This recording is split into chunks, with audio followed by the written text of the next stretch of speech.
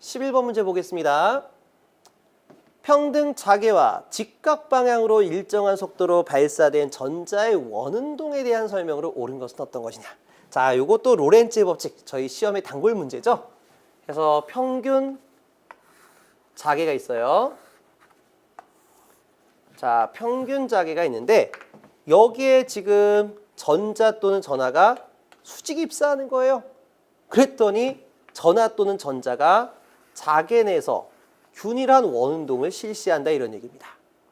자, 그때 원운동의 반지름을 우리가 R이라고 하고요. 자, 그렇다면 우리가 원운동하기 위한 조건은 뭐예요? 자, 자개가 이렇게 나가니까 전하에 대해서 이렇게 튕겨져 나가는 전자력이 있을 것이고요. 전자력이 있을 것이고요. 원운동하기 위한 구심력이 있겠죠. 그럼 원운동을 하기 위해서는 전자력과 구심력이 같아야 한다. 만약에 전자력이 더 컸다는 원이 점점 커지게 될 것이고 구심력이 더 컸다면 점점 안으로 들어갈 것 같아요. 근데 정확하게 원운동을 하기 위해서는 구심력과 전자력이 같아야 한다라고 볼 수가 있습니다. 자, 그렇다면 여기서 구심력은 얼마예요? 구심력은 R분의 NV 자승이 되고요. 자, 여기서 R이라는 것은 원운동의 반경, M은 전하 또는 전자가 가지고 있는 질량, V는 속도가 됩니다. 자, 그리고 전자력은 플레밍 왼손 법칙에 의해서 V, B, Q가 된다. 자, V는 속도, B는 자속 밀도, Q는 전하량이 되겠죠. 그렇다면 여기서 제곱과 V가 지워지게 되겠습니다. 자, 그렇다면 여기를 기준으로 보도록 할게요. 자, 옳은 설명은 어떤 것이냐? 첫 번째, 플레밍 오른손 법칙. 아니죠. 첫 마디부터 틀렸어요. 자, 전자력은 무슨 력? 플레밍의 왼손 법칙에 의한 힘이다 라고 보시면 되죠. 두 번째, 원의 반지름은, 자, 원의 반지름 R을 물어봤어요.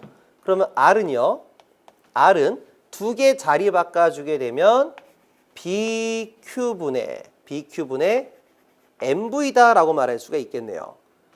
그래서 원의 반지름은 전자의 발사 속도와 전개의 색이 고배, 반비례한다가 아니라요. 자, 속도에는 비례하지만 B는 투자율 곱하기 자개의 색이죠. 그러니까 전개가 아니라 자개의 세기에 반비례하게 될 것이다 라고 써야 돼요.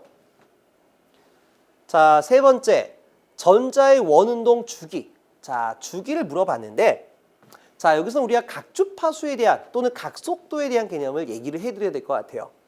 자, 우리가 각속도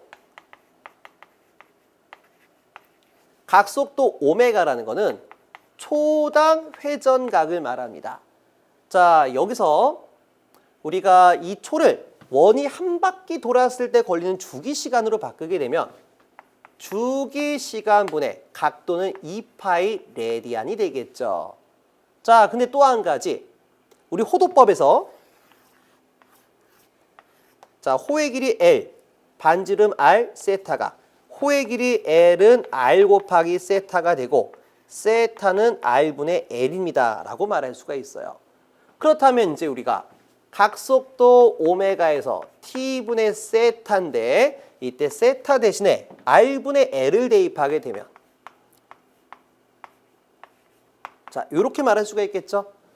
그러면 초당 몇 메타 이동했습니까? 라고 하게 되면 속도가 되겠죠. 그래서 얘는 R분의 V가 됩니다. 그러니까 결과적으로 각속도는 주기분의 2파이가 되고 각속도는 R분의 V와 같다라고 표현할 수가 있는 거예요. 자, 그렇다면 여기서 우리가 요구하는 게 뭐였냐면 주기 시간을 물어봤어요. 주기 시간. 그렇다면 주기 시간 T는 두 개 자리 바꿔가지고요. 오메가분의 2파이다 라고 말할 수가 있어요. 오메가분의 2파이다. 자, 근데 여기서 우리가 한 가지, 오메가 값은 얼마가 될 것이냐? 자, 오메가는 R분의 V다. 그럼 자, 우리가 원운동 조건 공식, 구심력과 전자력이 같아야 되는데 이때 속도끼리 한번 지워지고요. R분의 V가 바로 뭐가 된다? 각속도 오메가가 된다. 그럼 여기서 질량을 넘겨주게 되면은 오메가는 n분의 bq가 되는 거예요. 그렇다면 다시 한번 오메가에다가 n분의 bq를 대입하게 되면 bq분의 2파이 m이라는 결과 공식을 나타낼 수가 있습니다. 자, 그렇다면 여기서 우리가 요구하는 게 뭔지를 볼게요. 자, 많은 것들을 써봤지만 자, 세 번째, 전자의 원운동의 주기. 전자의 원운동의 주기는 전자의 발사 속도와 무관하다. 자, 보세요. 주기는 오메가분의 2파이가 되고 오메가를 풀어서 나타냈더니 bq분의 2파이 m이 됩니다. 결과적으로 속도의 차원이 있어요, 없어요? 없다 이런 얘기죠. 해서 우리가 주기 시간은 속도와는 관계가 없다라는 것을 알 수가 있습니다. 해서 정답은 3번이 되겠습니다. 12번 문제. 자, 여기서 지금 뉴턴 퍼 메타 제곱 단위법만 딱 봐도 우리가 알 수 있는 공식이 하나 있어요. 자, 단위법. 정저 능력 힘 F는 2분의 1 입실론 2자승 2분의 1 ED 2 입실론분의 D 자승 뉴턴 퍼 메타 제곱이 있습니다. 자, 여기서 문제 한번 읽어볼게요. 전기 E가 두 유전체 경계면에 평행하게 작용하는 경우 경계면의 단위 면적당 작용하는 힘의 크기는 얼마가 되냐? 자, 여기서 우리가 앞에서도 얘기했던 것처럼 경계 조건이 있어요. 매질 1, 매질 2. 그렇다면 여기에 잘은 모르겠지만 전개가 이렇게 수직으로 입사할 수도 있고 또는 이렇게 평행하게 진행할 수도 있을 것 같아요. 그럼 우리가 앞에서 1번 문제였나요? 경계 조건 ET의 DNA는 같다. 이 말이 뭡니까? 전개는 어떤 성분이 수평 성분이 같을 것이고 그 다음에 전속 밀도는 수직 성분이 같을 것이다. 그래서 우리가 어떠한 에너지가 전기력선이 됐건 전속이 됐건 경계면에 대해서 수직이든 수평이든 진행될 것 같아요. 그렇다면 이 경계면에서 어떠한 작용하는 힘이 발생하게 되는데 그 힘은요. 자, 우선은 매질 1에서 발생되는 힘 1과 매질 2에서 받아진 힘 2를 구해가지고 두 힘에서 큰 힘에서 작은 힘을 빼면 되는 거예요. 근데 여기까지 갈 필요가 없습니다. 왜?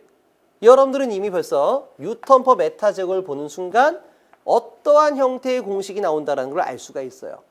그럼 여기서 여러분들이 반드시 기억할 건 뭐냐면 우리가 전개가 수평 방향으로 진행하게 되면은 전개에 관련된 공식으로 정리를 해줘야 될 것이고 수직으로 들어오게 되면 전속 밀도에 대한 공식으로 정리를 해주면 된다 이런 얘기예요.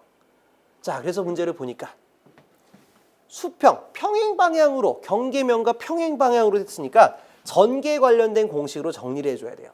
그러면 공식에 대한 형태는 이와 같은 형태가 만들어지게 될 것이다. 그래서 2분의 1 입실론 2자승에 대한 형태로 표현된 게 바로 몇 번이에요? 3번이 될 것이다 라고 말할 수가 있겠습니다. 그래서 뭐 디테일한 것까지 가게 되면은 저희가 시간이 많이 걸리다 보니까요. 제가 이렇게 쉽게 찍을 수 있는 방법으로 안내를 많이 드렸었죠. 자, 다음으로 13번 문제 보겠습니다. 공기 중에 있는 반지름 A메타의 독립구에 대한 정전 용량은 얼마냐? 정말 기본 문제입니다. 구도체가 가지고 있는 정전 용량은 4파이 입실론 제로 A다. 해서 2번이 정답이 되겠죠. 자, 다음에 14번 문제입니다. 와전류가 이용되고 있는 것은 어떤 것이냐? 자, 이거는 일회용성 문제예요. 그래서 여러분들 너무 심각하게 생각하지 마시고 와전류를 이용해서 만들 수 있는 장비는 자기 브레이크다라고 보시면 되겠어요. 정답은 3번입니다. 자, 우선 넘어가셔도 좋을 것 같고요. 좀 깊이 있게 들어가고 싶다. 그러면은 우리가 구글링 하시게 되면 자세한 내용 적혀져 있을 것 같아요. 자, 다음에 15번 문제가 나와 있는데요. 다음 중 전개가 나와 있고요. 전개의 방정식이 나와 있고 자, 이를 통과하는 전기력선 방정식은 얼마가 될 것이냐. 자, 우리 전기력선 방정식 상당히 어렵습니다. 그래서 우리가 일반적인 형태로 문제를 풀기에는 좀 어려움이 따라요. 그래서 우리가 앞으로 어떻게 가져가게 될 것이냐. 자, 전기력선 방정식에 대한 형태가 제시가 되고 있는데요. 이때 x와 y에 대한 상수가 3과 5가 되어 있어요. 그렇다면 이제 우리가 이 방정식에서 각각의 상수값을 대입해 이것이 성립되는 것이 바로 정답이다 라고 보시는 게 가장 합리적인 문제풀이가 되지 않을까 싶어요. 그렇다면 먼저 x자승과 y자승을 더했었을 때에 대한 결과값을 볼까요? x는 3이고 y가 5가 되니까요. 그러면은 3의 제곱 더하기 5의 제곱이 16이 나와야 된다. 자, 이것을 만족해야 된다라고 얘기하고 있어요. 하지만 3의 제곱은 9가 되고요. 5의 제곱은 25가 되겠죠. 그럼 이에 대한 결과값은 34로서 성립하지 않는 것을 알 수가 있습니다. 그래서 이 두 개는 오답이에요. 오답입니다.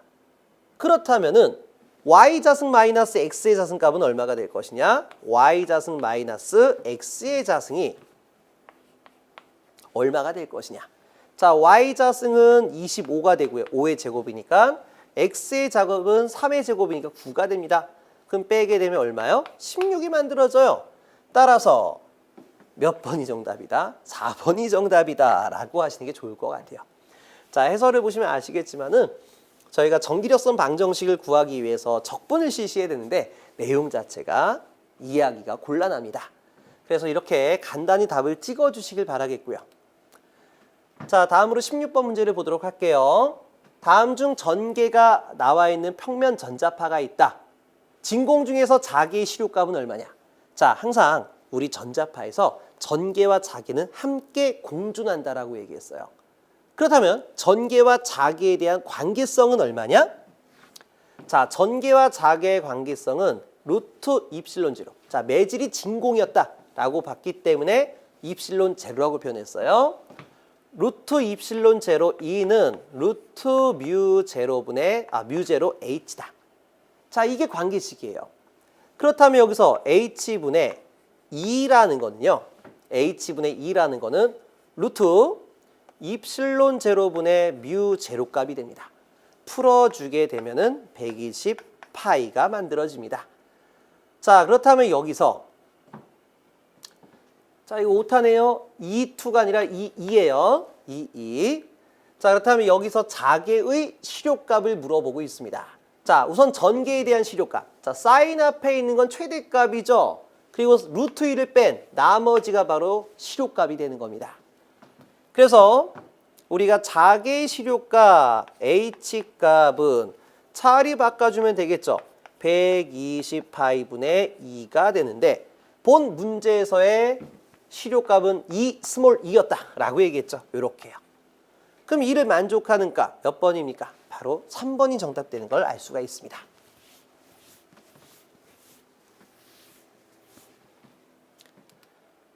자, 17번 문제를 보도록 하겠습니다. 진공 중에서 서로 떨어져 있는 두 도체 A, B가 있다. 도체 A에만 1쿨롱의 전하를 줄 때 도체 A, B의 전위가 3V, 2V. 자, 지금 우리가 두 도체가 있는데요. 두 도체에서 1쿨롱의 전하를 줬더니 자, 도체 A에만 준 거예요. A에만 줬는데 두 도체에 모두 전압이 걸렸어요. 이건 우리가 도체계다라고 해석하셔야 돼요. 자, 그럼 도체계 한번 그림을 통해서 같이 볼까요? 자, A 도체가 있고요. B 도체가 있어요. 자, 이때 A 도체의 반지름은 A, B 도체의 반지름을 B라고 하고요.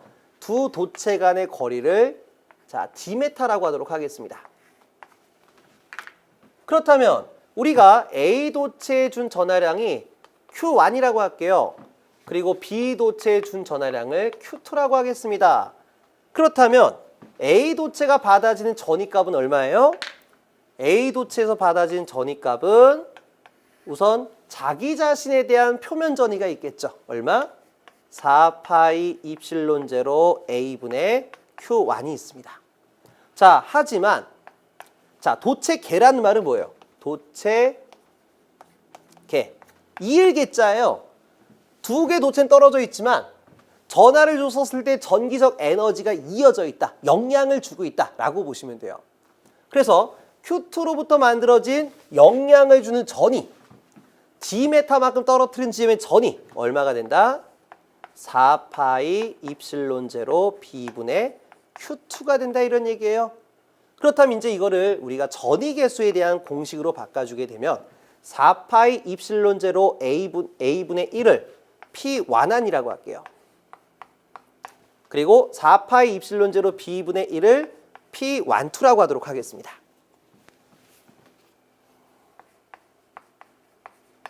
이렇게요.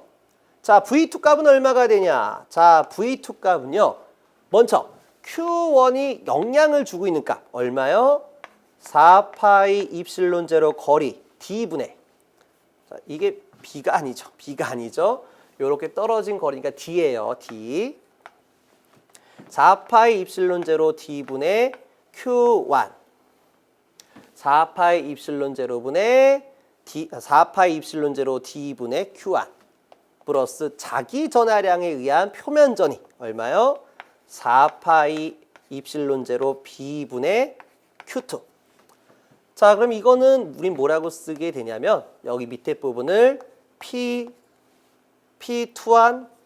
Q1 플러스 P22 Q2라고 보도록 하겠습니다. 자, 다시 말해서 V1은 P1한 Q1 플러스 P12 Q2가 되고 Q2가 되고 V2는요. V2는 P21 Q1 플러스 P22 Q2가 됩니다. 자, 여기서 이제 우리가 보게 되면은 자, V1을 구하기 위한 개수니까 P1, P1이에요. 근데 Q1으로부터 오게 되면 P1한, Q2부터 오게 되면 P12가 되겠죠. 자, V2를 구하기 위한 개수니까 P2예요. P2.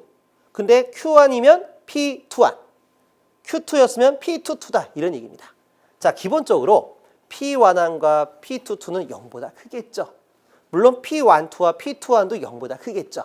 근데 P12와 P12가 서로 어때요? 똑같다. 그러니까 P12와 P2와는 똑같고 0보다는 크거나 같을 것이다 라고 얘기할 수가 있습니다. 자, 이렇게 제가 기본적인 개념을 잡아드린 상태에서 문제를 보게 되면 자, A에만 1쿨롱의 전하를 줬더니 도체 AB의 전위가 3V와 2V였다. 다시 말해서 여기다가는 1쿨롱을 줬고 여기다가는 0을 줬다 이런 얘기예요. 그랬더니만 자, Q2가 0이 되는 거죠. 0이 되는 거고 Q1이 1을 줬다는 얘기예요. 1. 그렇다면 P 완한 값은? P 완한 값이 몇 볼트였다? 1쿨롱을 줬을 때 3V와 2V였다. 다시 말해 얘가 0이고 얘가 1을 줬었을 때 얘는 3V였고 얘가 2V였다 이런 얘기예요. 그러니까 여기 0이니까 다 지워지고요. Q1이 1이었으니까 P 완화는 몇이다? 3이었다. 그리고 자, Q2가 0이고 Q1이 1이었으니까 P12가 얼마였다? P21. P21은 P12와 똑같은 값이죠? 이 값이 얼마였다?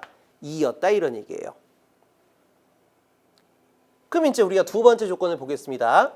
지금 도체 AB에 1쿨롱과 2쿨롱을 같이 주게 되면 전하에 주었다면 도체 A의 전위값은 얼마가 되냐? 자, 도체 A 값 다시 한번 가져올게요. 자, 도체 A 값. V1은 P1한 Q1 플러스 P12 Q2가 되는데 자, P1한 값 얼마요? 3 곱하기 Q1 값 얼마 줬다라고 했어요? Q1 값 1쿨롱 줬다라고 했어요. 더하기 Q12 값. Q12 값 얼마요? 2가 되고요. 이때 Q2 값 얼마 줬다고요? 2쿨롱 줬다라고 했어요. 2쿨롱.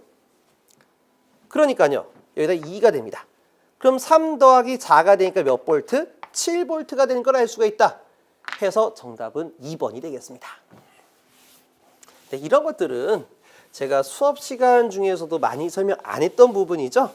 그렇기 때문에 틀려도 괜찮을 것이다 라고 저는 생각합니다. 자, 다음에 18번 문제입니다. 한 변의 길이가 4m가 되는 정사각형의 루프에 1A의 전류를 흘렸을 때 중심점에서의 자속 밀도가 얼마 되냐? 자, 정사각형 루프. 자, 한 변의 길이가 1m가 되고요. 자, 이때 정사각형 루프에 전류를 흘려주게 되면 도체 중심에서 자개는 얼마가 되냐? 자, 기본 공식이죠. 자개의 세기 H는 파이 L분의 2 루트 2 I가 된다라고 얘기했어요. 자, 근데 여기서 문제에서 요구하는 게 뭐냐면 자개의 세기가 아니라 자속 밀도예요. 그렇다면 자속 밀도는 뮤0 H가 된다. 그렇다면 뮤0 곱하기 파이 L분의 2 루트 2 I가 되는데 이때 뮤0 값 얼마요? 4파이 곱하기 10에 마이너스 7승 파이 곱하기 L은 한 변의 길이. 한 변의 길이가 얼마요? 4m라고 돼 있어요. 그래서 4m. 2 루트 2 곱하기 전류값 1A네요. 그러면은 4파이하고 4파이가 지워지죠. 그 다음에 10의 마이너스 7승 곱하기 2 루트 2가 됩니다. 그러면은 얼마가 되겠어요? 자, 풀어주게 되면은 자, 18번 문제. 자, 이를 통해 가지고 풀어주게 되면 2.83 곱하기 10의 마이너스 7승 해서 1번 정답 되는 걸 아실 수가 있을 것 같아요. 자, 루트 2가 1.414가 되니까 2를 곱해주게 되니까 2.83 얼마가 나온다 이런 얘기죠. 자, 다음으로 19번 문제 보겠습니다. 원점에 1 마이크로쿨롱의 점전화가 있을 때 좌표 2, 마이너스 2,4에서의 전개에 대한 단위 벡터 값 얼마냐. 자, 요즘에 제가 기사에서 이런 단위 벡터에 대한 개념이 많이 나온다라고 얘기했죠. 그래서 지금 좌표가 우리가 원점이라고 그랬으니까 이 원점은 0,0,0 지점이에요. 여기에 1 마이크로 쿨롱의 전하가 있다. 1 마이크로 쿨롱의 전하가 있다. 그럼 당연히 정전하가 되기 때문에 전개는 발산에 대한 형태를 뻗어지겠죠. 그렇다면 지금 좌표, 자, P점에 대한 좌표가 2, 마이너스 2,4가 될 것이다. 그렇다면 이에 대한 거리 벡터는 얼마가 될 것이냐. 자, 거리라는 거는 내가 가고자 하는 방향에 대해서 종점에서 시점을 빼면 되는 거죠. 근데 여기서 각각의 x, y, z에 대한 좌표가 나와 있는데 자, 종점에서 시점을 빼려고 했더니 다 0이에요. 그럼 바로 뭐가 된다? 종점에 있는 거리가 바로 거리 벡터가 된다. 그래서 2i 마이너스 2j 플러스 2k가 됩니다. 자, 그렇다면 두 번째, 거리에 대한 스칼라 값은 얼마가 되냐? 스칼라 값은요, 루트 2의 자승 플러스 마이너스 2의 자승 플러스 2의 자승이 됩니다. 그러면 4, 4, 4. 그러면은 12가 되죠? 그럼 루트 12가 된다. 따라서 거리 단위 벡터라는 거는 거리 벡터를 거리의 스칼라 값으로 나눈 것과 같다. 다시 말해 벡터는 스칼라 크기 곱하기 방향이 되는데 방향을 나타낸 것은 벡터 크기를 스칼라로 나눈 것과 같다라는 얘기예요. 그러다 보니까 이 두 개 나눠주면 되겠죠? R 벡터 크기와 스칼라 값 나눠주면 돼요. 그럼 자, 이거 계산기를 통해 가지고 우리가 구해줘야 되겠죠. 계산기를 통해서 구하게 되면 1번이 만들어진다고 합니다. 1번. 그러니까 여러분들이 한번 눌러보시길 바라겠습니다.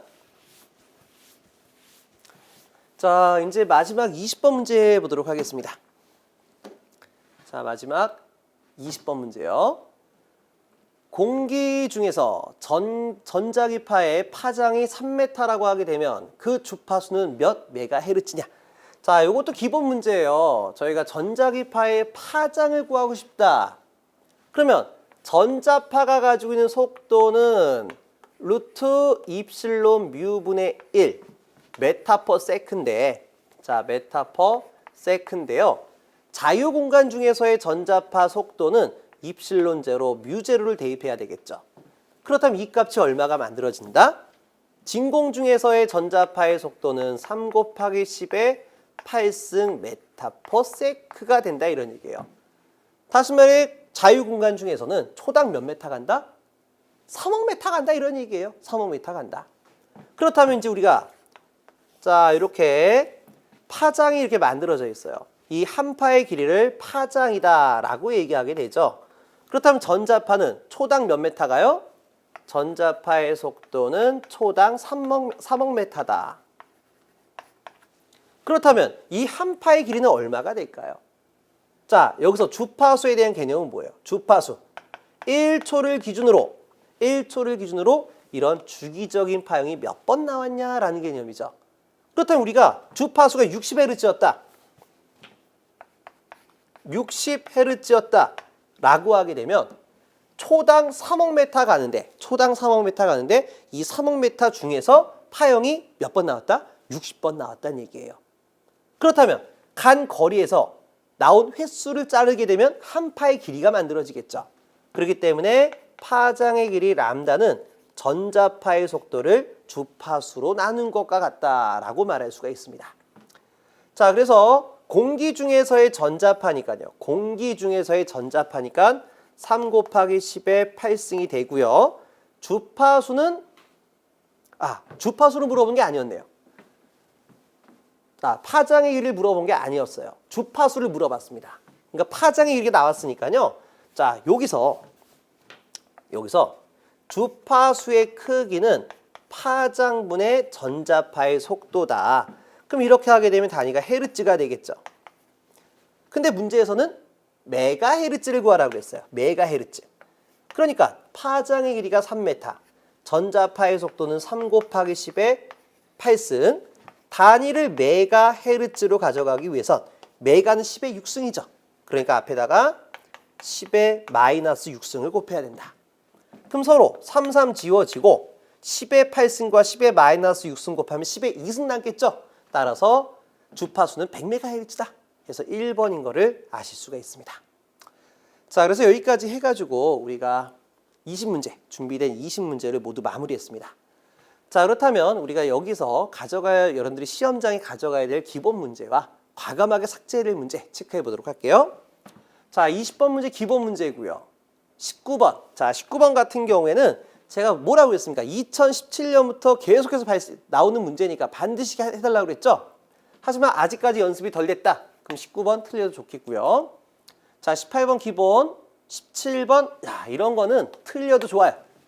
시험 자주 나오는 부분이 아니기 때문에 틀려도 좋습니다. 그래서 틀리고요. 16번 기본, 자, 15번 문제도 마찬가지로 틀려도 좋은 문제고요. 14번도 마찬가지로 틀려도 되고요. 그 다음에 13번 기본, 12번 기본. 자, 근데 이 주기, 원운동의 주기를 모르실 수도 있을 것 같아요. 그러면 11번도 틀렸다라고 보고요.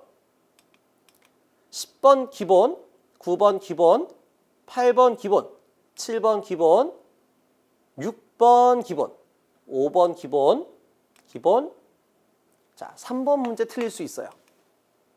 2번 기본, 1번 정말 기본 문제가 됩니다. 그래서 우리가 전체 20문제 중에 몇 개요? 6개를 삭제하는 문제가 되겠죠. 그럼 제가 항상 시험 문제는 20개 중 기준이 몇 개? 15개. 그래서 15개보다 더 많은 배점의 기본 문제가 나오면 쉬운 문제, 이하가 되면, 미만이 되게 되면 어려운 문제로 간주합니다.